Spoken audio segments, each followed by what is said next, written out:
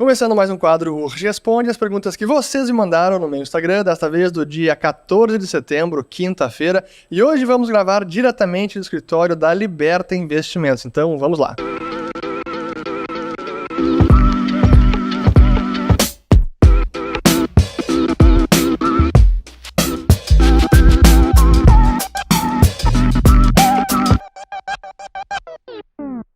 Muito bem, conseguimos encontrar uma sala de reunião livre para a gente poder gravar as nossas respostas. E a primeira pergunta aqui do René, meu grande amigo, perguntando o seguinte: já usou o detergente Cif comprado em Paso de los Libres, ou melhor? Pois então, para quem não sabe, Paso de los Libres é a cidade da Argentina que faz fronteira com Uruguaiana, que é a cidade natal do meu pai, então a família do meu pai vem toda de lá. Mas sabe o que é curioso? Primeiro nunca comprei detergente lá, mas é engraçado porque o Instagram da Cif, a empresa, entrou em contato com a gente para nos conceder alguns produtos, já que eles também acompanham aqui o Responde. Alguém lá dentro deve acompanhar. Até sugeri, quem sabe vocês patrocinam aqui esse quadro, mas acabou não prosperando.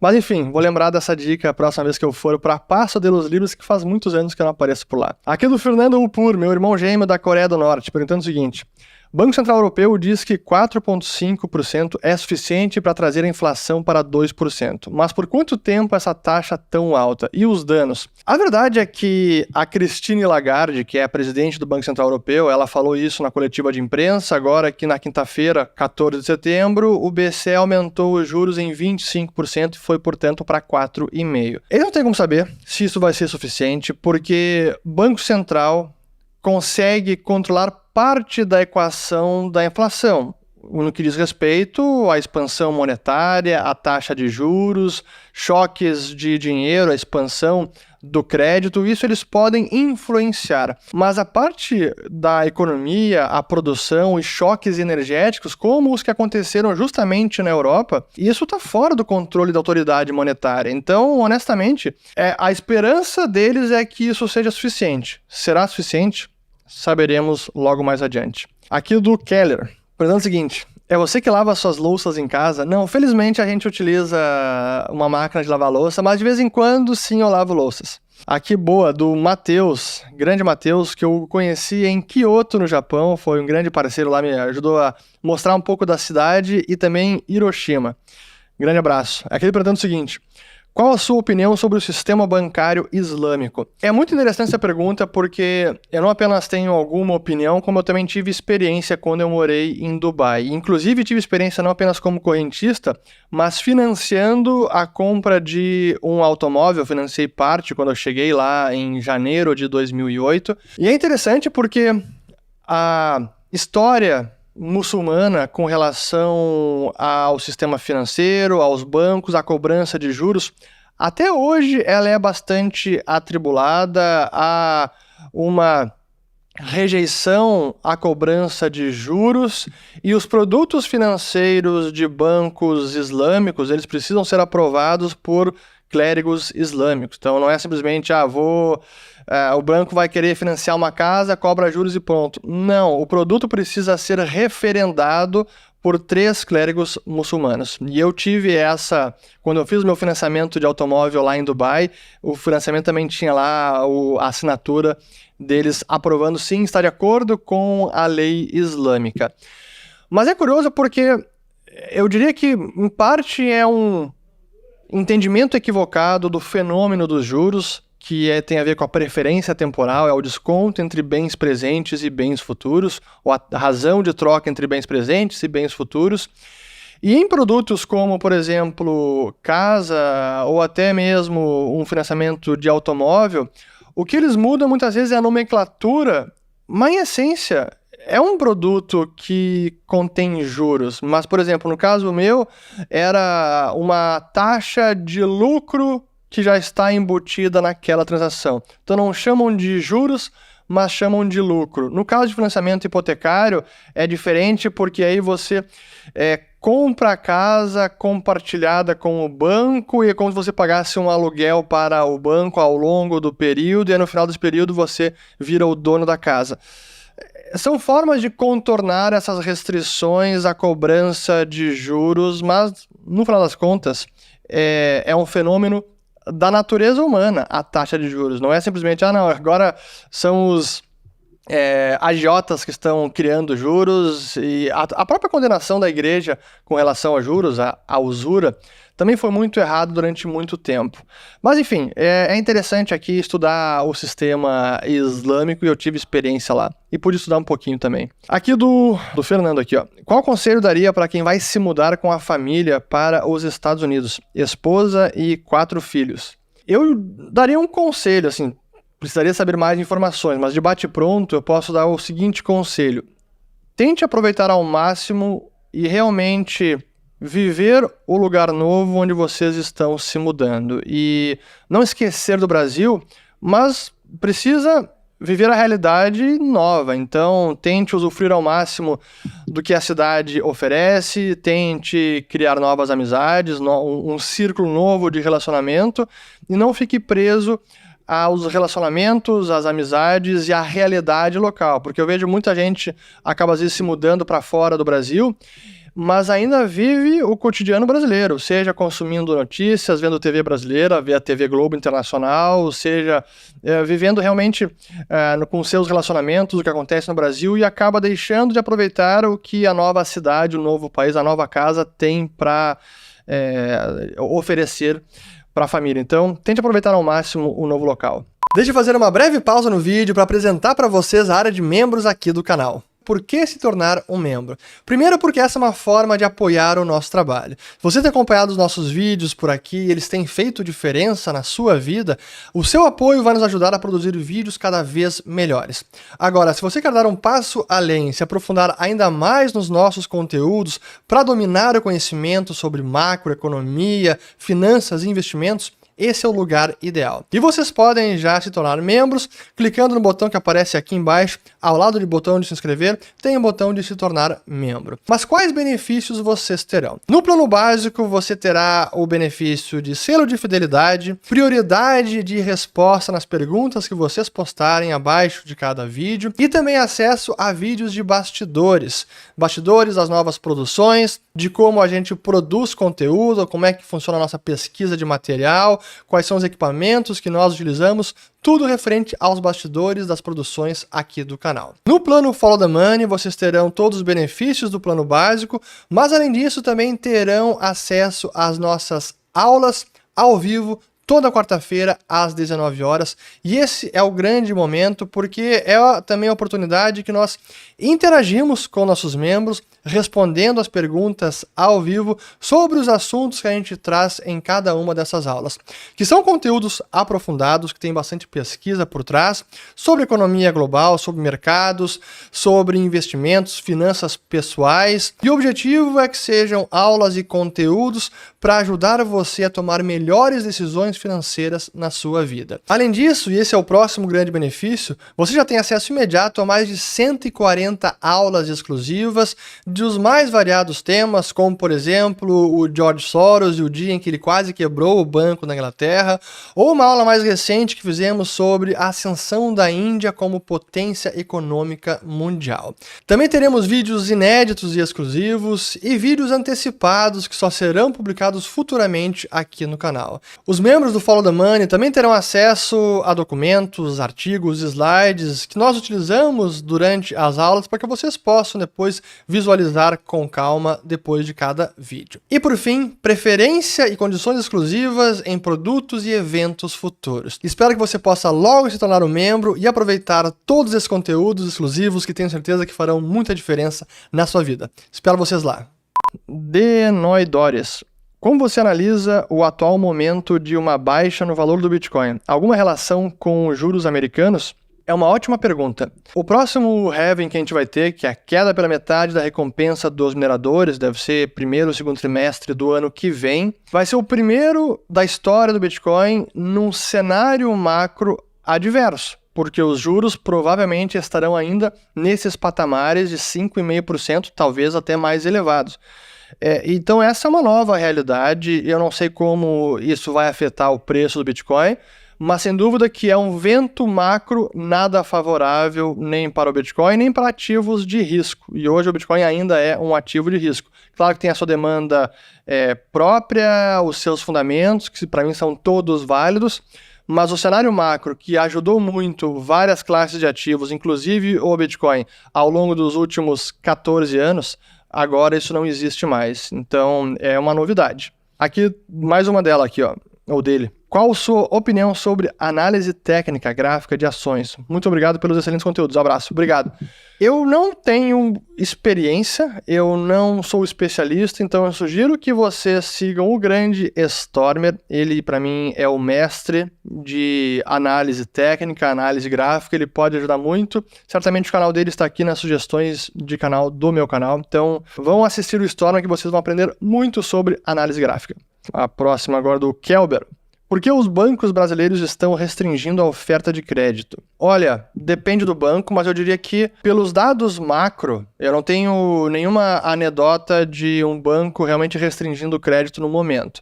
Mas pelos dados macro de crédito, sim que está arrefecendo, então está caindo a concessão de crédito, especialmente pelos bancos privados. Então está desacelerando mais rápido do que os bancos públicos. É um momento do ciclo. É um momento em que houve uma alavancagem maior durante a pandemia, então estamos saindo já da pandemia e o ciclo rápido de crescimento que houve no ano passado, agora os bancos certamente estão um pouco mais avessos a elevar o nível de exposição a risco na sua carteira de crédito. Então, para mim, é uma explicação. E os dados macros comprovam isso. Aqui do Marcelo. Crescimento populacional da Índia e avanços tech podem levar a Índia a ser a nova China? Pode.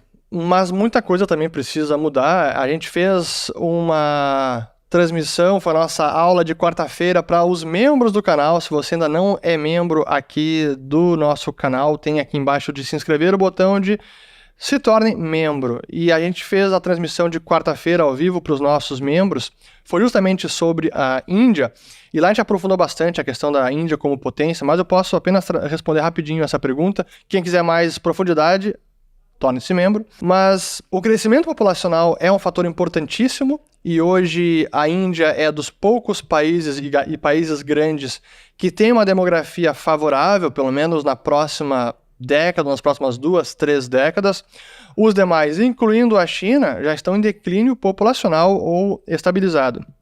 Então isso é uma vantagem para a Índia. E com relação à tecnologia, até...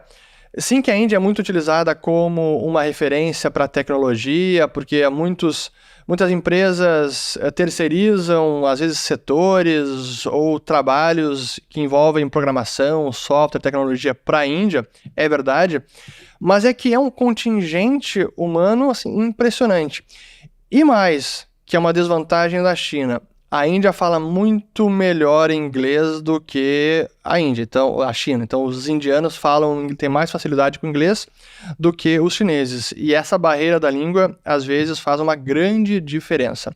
Mas não é apenas o único fator que pode fazer a Índia até alcançar a China ou ultrapassá-la. E até porque a Índia ela vem de um PIB per capita bem mais baixo do que o Brasil e da China também. Aqui do Gui Borges. Em quais ativos da tese de urânio você investe? O principal deles é a Chemical CCJ, que é a canadense, e tem sido, no último ano foi o melhor, mas não é o único. Mas aí, para mim, realmente a referência é o Marcelo Lopes, e ele detém a melhor análise, conhecimento e consegue investir, inclusive, em mineradoras que estão fora do radar da maior parte dos investidores, porque ele domina realmente esse mercado. Aqui do Vivaldo Paiva. Está no momento de comprar bonds? Para mim está no momento de comprar bonds, especialmente quando se fala em renda fixa dolarizada. Assim, nesse momento é uma oportunidade que eu não sei se ela vai durar mais 2, 3 anos. O mundo pode mudar, é uma nova conjuntura, é difícil saber se agora a gente está no início de um bear market de bonds. Isso quer dizer que as taxas de juros vão seguir nesses patamares ou até aumentando, ou se o próximo grande ciclo é de queda das taxas de juros. Na verdade, ninguém sabe isso. E é interessante porque eu pude assistir uma conversa do Bill Gross, que é considerado o rei dos bonds, o Bond King, que ele foi da PIMCO, que é uma grande gestora americana, e ele conseguiu surfar todo o bull market de bonds que durou praticamente 4 décadas, lá do início da década de 80 até 2021. E agora tivemos já o fim desse bull market em bonds e talvez possa ser agora o bear market. Dito isso, para aqueles que querem travar um rendimento em bonds, é uma ótima oportunidade porque temos taxas de juros bem positivas e para durations curtos, para durations mais longos. Então você pode comprar títulos, seja Treasury americano, que eu prefiro não comprar, seja de empresas americanas, e segurando até o vencimento, você consegue garantir esse retorno de quando você comprou o título. Eu digo isso porque, imaginando, por hipótese, o mercado de bonds ou as taxas de juros vão seguir subindo nos próximos anos. Pô, se eu compro agora um bond que está me pagando 5%, digamos, um bond de 5 anos de vencimento, se as taxas de juros seguirem subindo, esse bond tende a perder valor no mercado secundário pela marcação a mercado. Mas eu não estou me importando com isso e com esse cenário, até conto com essa hipótese, porque o meu objetivo é segurar até o vencimento. Então, é uma distinção importante da forma que você quer investir em renda fixa. Você quer realmente ficar tradando ela como ações, aí pode ser perigoso, mas se você está confortável em segurar um título até o vencimento, é uma oportunidade. Aqui do Fantin. Na dolarização da economia argentina, como calcular os preços dos produtos em dólar? Bom, já temos uma taxa de mercado, a taxa de câmbio, que está agora, a última que eu olhei foi ontem de manhã, estava 735 pesos por dólar. Então, simplesmente pegar o preço em pesos e dividir por essa taxa de câmbio. Pronto, está aí o preço em dólar. Aqui do Gustavo. Com esse governo agindo do jeito que está, tu não pretende sair do país? O pessoal sempre pergunta isso, né? Eu já falei que é sempre uma opção que eu considero, sem dúvida, não apenas de agora, mas de muito tempo, essencialmente por conta da falta de segurança que nós temos no Brasil, e eu falo segurança física, segurança jurídica é outro problema, que também é importante, mas, assim, esse governo agindo como está, não é novidade. Então, se essa era uma preocupação, eu já tinha que ter pensado em sair do país, porque esse governo tomando o poder, para mim, era como eles agiriam. Aí não há novidade. Então, não é isso que vai me fazer sair do país. Sem dúvida que preocupa, e eu já falei sobre isso, e é preciso se blindar ao máximo, financeiramente, pessoalmente, profissionalmente, das intempéries do governo. Aqui do Lombardi. Por que o real está se valorizando frente ao dólar? Pois é, nesses últimos dias tivemos aí uma performance bem positiva do real, que se apreciou enquanto várias moedas até se desvalorizaram, especialmente as asiáticas. Eu falei sobre isso num vídeo recente. Mas eu diria que é o momento do Brasil agora. Estamos sem grandes notícias que possam trazer volatilidade para os mercados. Passou o arcabouço fiscal, meia boca, sim. Passaram o orçamento para o ano que vem, provavelmente a meta vai ter que ser revista, ou possivelmente haverá contingenciamento de despesas. Então, se a gente olha sob essa ótica, o que está acontecendo, e olhando assim da ótica do investidor global, quem está olhando o mercado brasileiro, o que está acontecendo é um pouco da realidade política e fiscal se impondo sobre o discurso e as intenções de Lula, aqueles mais radicais em termos de política econômica. Querem gastar mais, querem acabar com a autonomia do Banco Central, não vão conseguir. Então é possível que no ano que vem a gente veja o governo tendo que contingenciar gastos por conta do marco fiscal que foi aprovado e da meta fiscal que eles aprovaram para o ano que vem, que é uma peça de ficção. Isso é positivo. E ainda temos um diferencial de juros também bem elevado. O nosso juros está bem mais alto do que o americano. Aqui do Rodrigo. Você acredita que a Índia pode pegar o lugar da China e eventualmente dos Estados Unidos no futuro? Boa, antes eu respondi sobre a Índia. Aliás, antes eu respondi sobre a China. Para mim, a Índia ultrapassar a China é mais factível, mas ultrapassar os Estados Unidos e em PIB per capita, aí realmente são outros 500, muita coisa precisa avançar, são reformas que a Índia também precisa fazer, e está tão distante. Vejam só, Estados Unidos tem cerca de 80 mil dólares PIB per capita. A Índia nem 3 mil dólares. E se eu colocar pela paridade de compra, aí seriam 7, 8 mil dólares. É uma distância tão grande que, para ultrapassar realmente os Estados Unidos, talvez em PIB absoluto, mas precisa seguir uma trajetória de abertura para o mundo, reformas e um crescimento constante, em que a demografia segue ajudando e também a qualificação da mão de obra. Então, possível é. A China, bem mais possível. Ultrapassar os Estados Unidos, tenho minhas dúvidas. Aqui do Igor. Acredita em recessão deflacionária para os próximos anos? Não acredito em recessão deflacionária porque nenhum banco central hoje em dia permite deflação. Eles preferem lidar com os efeitos de uma alta inflação, como os que estamos vendo neste momento, do que os efeitos de deflação. Então, pode ter recessão, mas ela tende a ser inflacionária. A deflação acaba durando pouquíssimo tempo. Os bancos centrais logo colocam em prática políticas para inflacionar a economia. Aqui do Jedson. Com o barril do petróleo subindo, que vai pressionar a inflação, o Banco Central do Brasil vai manter a taxa de juros? Essa é uma preocupação e é um fator inflacionário, sim, não apenas para o Brasil, mas também lá fora. A inflação americana agora de agosto já veio mais alta do que esperavam, tanto pela alta de petróleo quanto pela alta dos derivados, veio em 0,6% ao mês, voltou a aumentar a leitura anual também.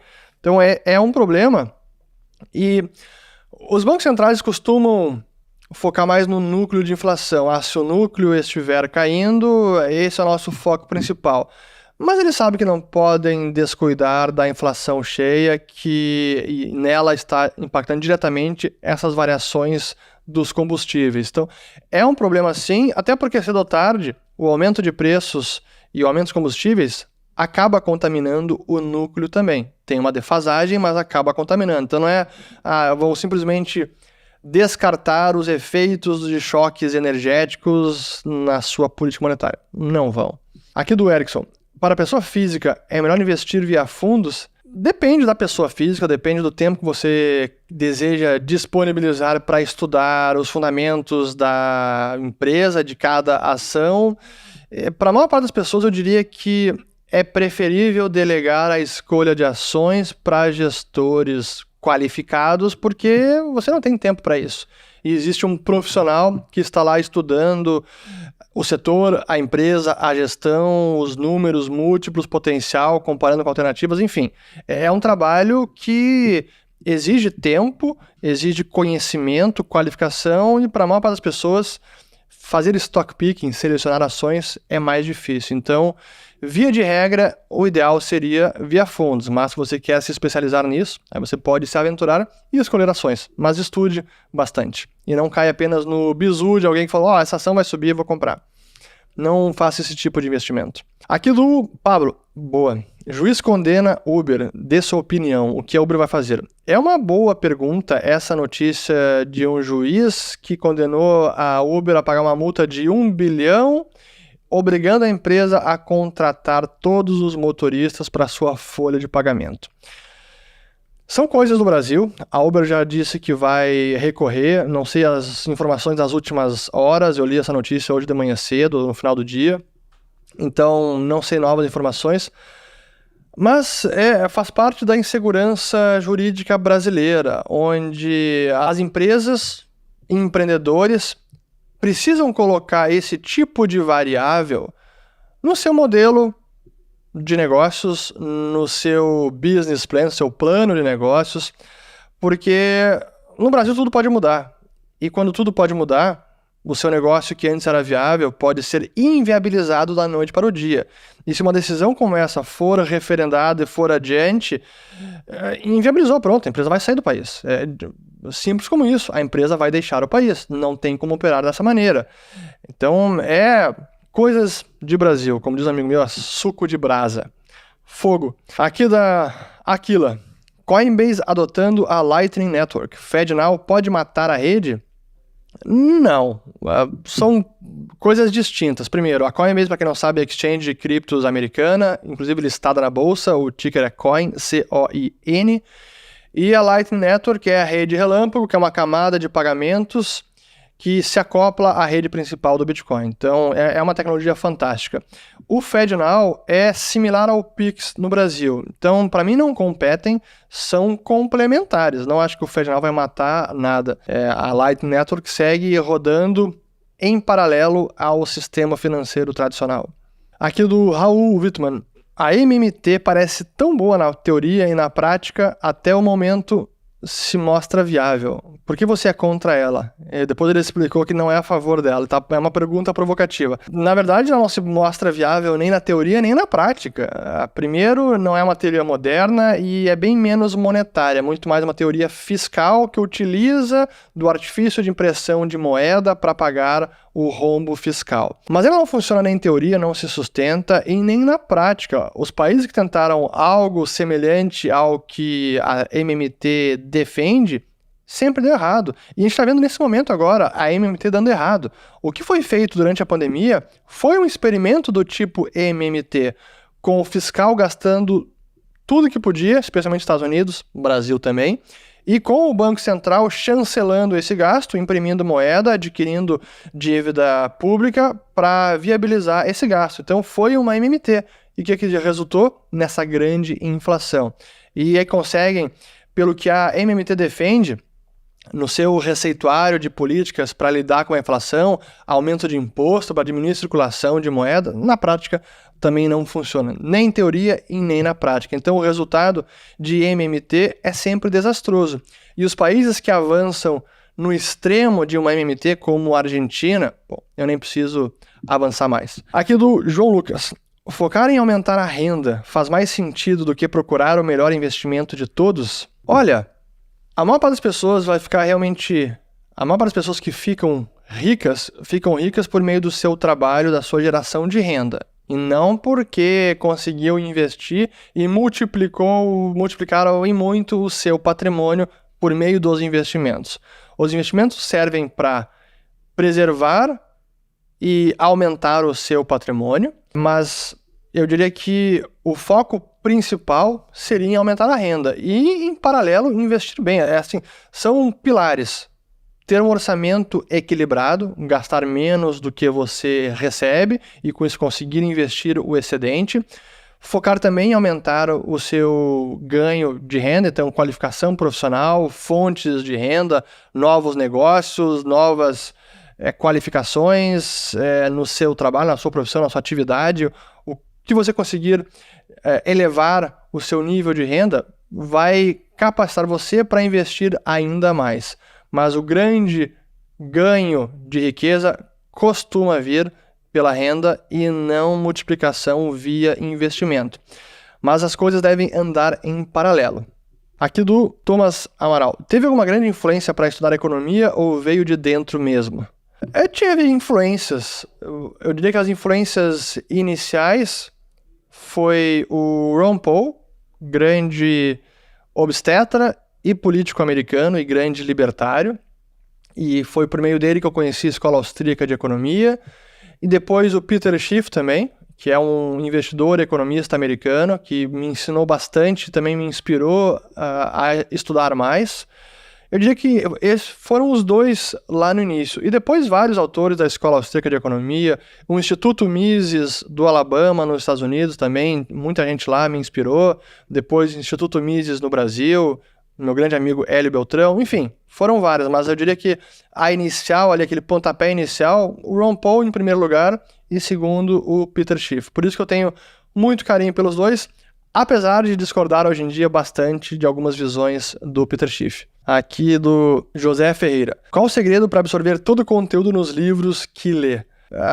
Honestamente, é preciso criar o hábito de leitura e conseguir se concentrar na leitura para realmente absorver o que se está lendo. E não é fácil, isso tem variado ao longo do tempo. Eu diria que hoje o meu poder de concentração e absorção de leitura piorou ao longo do tempo. Porém, para mim tem uma técnica que ajuda a absorver muito mais os conteúdos e realmente gravar na memória a essência do que você está lendo.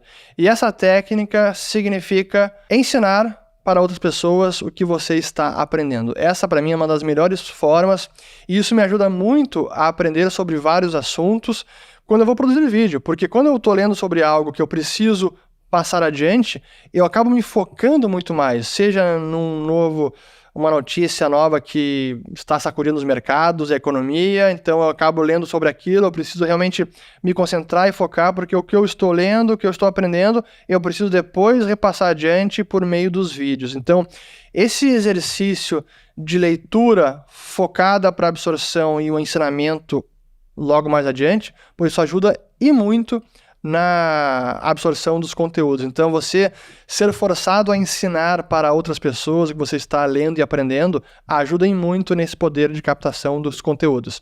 Acho que essa é a principal dica, mas gostaria que a minha concentração fosse melhor. Honestamente, não é das melhores, mas é um processo e é muita prática.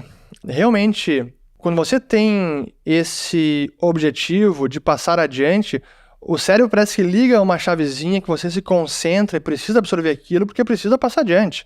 Então faz uma diferença enorme quando você tem que ensinar algo. E acho que tem uma frase, alguém já falou sobre isso, um ditado popular talvez, que diz que a melhor forma de aprender alguma coisa é ensinar alguém essa coisa. E é verdade. Aqui da Mônica, tenho 100 mil reais, deixar na poupança, comprar dólar, deixar embaixo do colchão, bom, espero que não deixe embaixo do colchão se tiver 100 mil reais em papel. Mas enfim, eu sugeriria falar com os assessores da Liberta Investimentos, porque você vai ter uma orientação mais adequada e customizada ao seu perfil, à sua necessidade, ao seu nível de renda, ao nível de patrimônio. Tem 100 mil, é apenas o que você tem? Tem outra liquidez em algum outro local, tem outros patrimônios, qual é o nível de renda, qual é o nível de gasto. Então, tudo isso precisa ser analisado para que se tenha a melhor solução para o seu caso. Aqui do João. Além do inglês, qual outra língua aprender? Mandarim, francês? Honestamente, espanhol, eu diria. Porque para quem vive no Brasil, na América Latina, o espanhol vai ser muito mais útil do que um francês e até mesmo um mandarim. Até porque o mandarim é quase assim, é uma barreira quase intransponível, você precisa se dedicar muitíssimo para aprender o mandarim, e o espanhol é quase a mesma língua, então é um tapa para aprender o espanhol. É bem mais fácil e, para mim, bem mais útil. Aqui mais uma do João também aqui, ó. Investe na Índia? Tá de olho em algo por lá? Não invisto. Até alguém perguntou aqui depois sobre ETFs da Índia. Tem um ETF que é o INDA, INDA. Mas se vocês olharem a Índia como investimento nas empresas de lá, e esses ETFs já performou muito bem. Eu diria até que a Índia já está mais cara do que outros emergentes, até mesmo do que o Brasil. Então, por mais que, olhando assim em termos macro e de futuro, tendência de longo prazo, agora a Índia seja a bola da vez e possa crescer bastante, neste momento, os papéis indianos e os ETFs estão mais esticados e estão menos atrativos do que os brasileiros. Então, a relação risco-retorno para investir na Índia agora, via ETF, é menos favorável do que para o Brasil. Aqui seguindo, tem mais algumas. Tem várias ainda, vou tentar ler bem rápido. Vamos lá. Do Juliano. O quanto o déficit fiscal de um país reflete diretamente na inflação? Depende. Eu sempre insisto que é preciso entender toda a equação da inflação. O que realmente impacta na perda de poder de compra do dinheiro? É tanto o lado monetário da equação, então oferta e demanda de moeda, e também o lado da economia, o lado da produção, o lado de produtividade, choques energéticos, então, são todos fatores que influenciam na perda de poder de compra da moeda. Quando a gente olha a equação isolando a equação oferta monetária, o que realmente impacta a oferta monetária? O déficit fiscal pode ser uma dessas variáveis que, de vez em quando, sim, afeta a oferta monetária e, no longo prazo, tende, sim, a ser um fator inflacionário, mas não significa que sempre um déficit fiscal será inflacionário. É preciso analisar outros fatores que também impactam na oferta monetária. Por exemplo, a expansão do crédito pelo sistema bancário. Então, do lado da oferta monetária, Os dois principais fatores inflacionários é a expansão do crédito pelos bancos e o déficit fiscal. Mas nem sempre esses fatores serão inflacionários. Isso quer dizer que nem sempre esses fatores repercutirão em aumento da oferta monetária. Eu sei que não é uma resposta direta, é simples assim, porque não é simples, é mais complexo. Mas, com certeza, no longo prazo, o fiscal é um grande fator inflacionário. Aqui do Azevedo, acho que é Azevedo, tá? AZZVDO. A teoria da curva de Laffer pode explicar a queda nas receitas tributárias dos Estados Unidos? Não neste momento. Para mim, o que explica mais agora a queda de receita é a queda da atividade econômica por lá. Especialmente porque houve... É um efeito estatístico, mas que acaba repercutindo também na arrecadação tributária. O PIB nominal americano aumentou muitíssimo e isso acaba resultando em maior arrecadação tributária. Então, olhando a variação ano contra ano, esse efeito acaba sendo maior agora. E se a gente olhar das últimas recessões americanas, o nível atual de queda da receita tributária dos Estados Unidos é dos maiores, até maior, está superando agora da pandemia. Então, mas eu não diria que é a curva de Laffer que está explicando esse fenômeno neste momento. Aqui do Natan, influenciadores digitais muda em algo com essa nova regra da Anbima? Pois eu não consegui ainda ler todo o documento da Anbima, mas da parte principal que eu vi é que os influenciadores vão precisar divulgar, seja por escrito, seja verbalmente, se estão sendo patrocinados para oferecer algum produto. Para mim, o que muda é que traz mais transparência para a indústria. Quem está consumindo conteúdo, por exemplo, quem está me assistindo aqui, vai saber com certeza se eu tenho um incentivo que eu não estou revelando para o público para falar bem de um ativo ou mal de outro ativo. Então é importante ter essa clareza para que quem está consumindo a informação possa ponderar bem e saber, mas esse cara está sendo aqui patrocinado pela empresa e está vendendo produto, será que é o melhor produto ou é porque está sendo patrocinado? Então, acho que traz mais informação para que todos tomem a melhor decisão possível. Aqui do tchau, Europa está fadada ao fracasso há menos de 2 décadas? Em menos de 2 décadas? Eu não diria que é fracasso, mas a Europa hoje não é um continente que cresce como crescia no passado, já é um continente em que vários países já atingiram um nível de padrão de vida muito elevado, de PIB per capita elevado, já estão em declínio populacional, mas aí precisa considerar outros fatores além de econômicos. E acho que dizer que está fadado ao fracasso é um pouco forte demais, então não diria que é isso. Da Fernanda, poderia comentar sobre as economias nórdicas e o mito do socialismo nesses países? Alguma hora tem que fazer um vídeo mais específico sobre isso, porque de fato isso volta, porque as taxas de imposto de renda lá são mais altas. Algumas pessoas dizem, não, olha, o socialismo dá certo, vejam a Suécia, vejam a Noruega. E não é bem assim, tem bem pouco socialismo por lá, comparativamente falando. Mas enfim, aqui seguindo mais 3 perguntas eu vou acabar. Do João, sabe um curso sobre economia que seja completo para aconselhar ou só faculdade? Sim, sei, e ele logo será lançado. Se chama Nas Fronteiras do Dinheiro, mas vai ser bem mais do que um curso. Aguardem. Possivelmente no outro domingo a gente vai trazer mais informações sobre ele. Tá muito bacana, vocês vão gostar. Aqui do Giovanni, por que a Áustria não se tornou uma potência, dado que é o berço da escola austríaca? Bom, primeiro porque é um país relativamente pequeno, mas o PIB per capita é um PIB per capita bem elevado, é uma sociedade avançada, é um país desenvolvido, e não é porque os economistas saíram de lá que as ideias têm que ser implantadas naquele país. Quem dera fosse tão fácil assim, mas acho que é isso, né? Aqui, última pergunta, muito boa, sobre o seu Javier Milei. Pergunta do Luiz. Se o Milei ganhar, tem chance do Bitcoin se tornar a moeda da Argentina? Não, porque o Bitcoin ainda não está pronto para ser uma moeda oficial, a moeda corrente principal numa economia. Porém, se o Milei ganhar, sim que o Bitcoin tem mais chance de ser utilizado, porque a proposta monetária do Milei é de remover todos os empecilhos para a livre circulação de moedas. Ele defende liberdade monetária, que é o que eu defendo também. E nesse sentido é fantástico. Mas eu preciso terminar essa pergunta respondendo mais além sobre o Milei, até porque eu vi outras perguntas sobre isso, e dizendo 2 coisas. Primeiro, para mim foi impressionante o impacto que teve a entrevista que o Tucker Carlson, que é um jornalista americano, que era da Fox, saiu da Fox e hoje está praticamente com seu programa próprio e principalmente veiculado no Twitter. E ele foi até a Argentina para entrevistar agora o Javier Milei. A entrevista foi ao ar ontem, quinta-feira, 14 de setembro, ao redor de 7 da noite.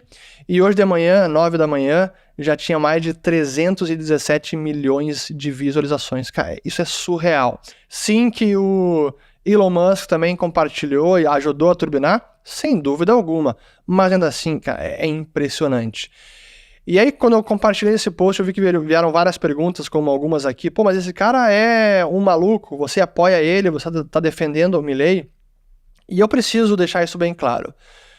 Dentre os candidatos da Argentina, que eu tive acesso e que pude ler programa de governo, pude conhecer mais sobre experiência, formação, visão de mundo e ideias, o Javier Milei é o que tem as melhores ideias, é o que tem a melhor bagagem teórica e intelectual, na minha avaliação, é o que defende as ideias mais corretas, é o que realmente defende a liberdade e responsabilidade individual. Para mim, aí ele está isolado. Então, se a gente olhar, e por fim, e o programa de governo também, para mim, é o melhor programa e é o que realmente teria capacidade de levar a Argentina para outros patamares de crescimento e desenvolvimento econômico e a ponto de se tornar ou de voltar a ser uma potência como foi no passado. E aí por essa avaliação, por esses critérios, o Javier Milei, para mim, está isolado. Agora, ele de fato tem uma postura, uma abordagem, uma forma de se comunicar que muitas vezes é atravessada, soa agressiva para muita gente. E acho que ele peca pela forma, já falei sobre isso, e eu não endosso essa forma. Acho que deveria ser diferente. Mas se fosse diferente, será que teria chegado até aqui? Não sei. Mas, honestamente, não compactuo com essa forma de se comunicar, embora compartilhe de várias de suas ideias. E se vocês isolarem as ideias, esquecendo ou abstraindo do Milei falando alto na rede de TV, o Milei gritando "Viva la libertad, carajo!". Se vocês ignorarem isso e realmente se aterem às ideias, vocês verão que são as melhores dentre esses candidatos que estão disputando a presidência da Argentina.